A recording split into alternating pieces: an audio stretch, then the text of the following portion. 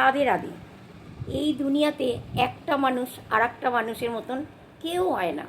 সবাই আলাদা আলাদা, সবার আলাদা আলাদা বিশেষত্ব, সবার আলাদা আলাদা রূপ, সবার আলাদা আলাদা গুণ। যেমন আমি ঐশ্বর্য রায় নয়, আবার ঐশ্বর্য রায়ও আমি নই। আমার মধ্যে কিছু গুণ আছে যেটা ঐশ্বর্য রায়ের মধ্যে নেই, আবার ঐশ্বর্য রায়ের ভেতরে যেগুলো আছে সেগুলো আমার মধ্যে নেই।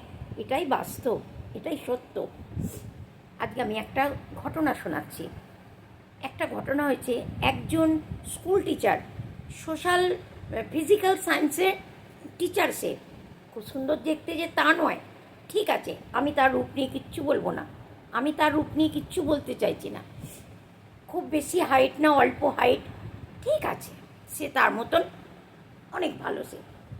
কিন্তু তার 2025 জানুয়ারিতে তার বিয়ে হয়েছে, জানুয়ারি মাসে। কিন্তু সে তার স্ত্রীকে সব সময়তে মানে খোঁটা দেয়, তুই দেখতে ভালো নস, তুই অমুকের মতন নয়, ওই হিরোইনকে দেখ কত সুন্দর দেখতে, তুই একদম বেকার দেখতে।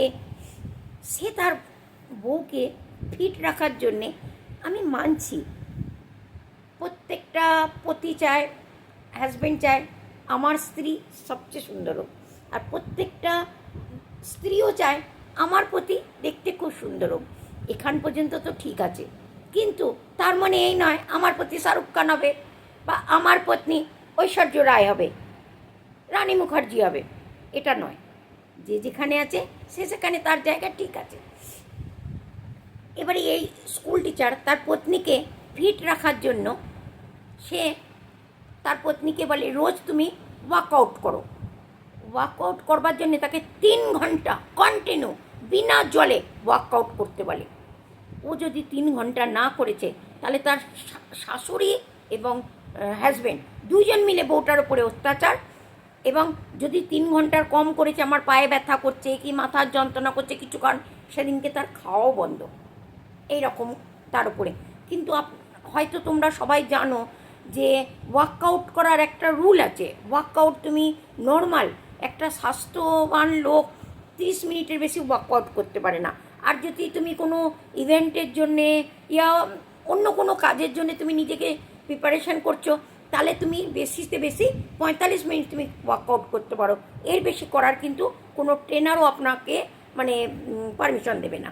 আর সেখানে সে 3 ঘন্টা সেই বউটাকে দিয়ে করাতো। এবং সে জানে আনজানে কখনো সে প্রেগনেন্ট হয়ে গেছে, তাকে চুপচাপ ওষুধ দিয়ে তার ইয়ে করে দিয়েছে।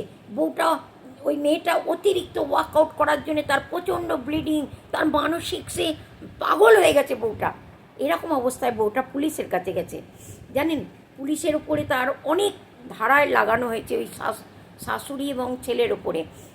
কিন্তু এটা কীরকম ধরনের অত্যাচার, এটা কীরকম ধরনের অত্যাচার। আমি প্রত্যেকটা পুরুষকে এবং নারীকে আমি এটাই বলবো, যার সাথে বিয়ে হয়েছে সেই তোমার জন্য শাহরুখ খান, আর সেই তোমার জন্যে হেমা মালিনী। এটাই সবার মনে করা দরকার। তার গুণ দেখো, রূপ দেখো না, আর কারোর সাথে কাউকে কম্পেয়ার করো না।